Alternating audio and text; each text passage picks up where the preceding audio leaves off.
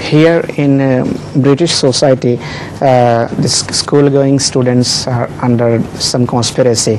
They are, by some people, made addicted to different addiction. So how can we avoid this curse? This is the main problem of the society, and the best thing is, first of all, to tell your children never to smoke. Those people are addicted who smoke,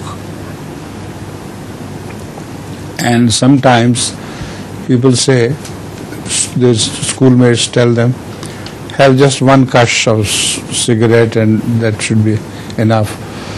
So tell your children never to do it.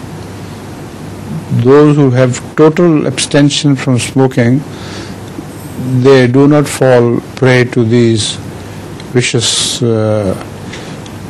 students or palmates of theirs.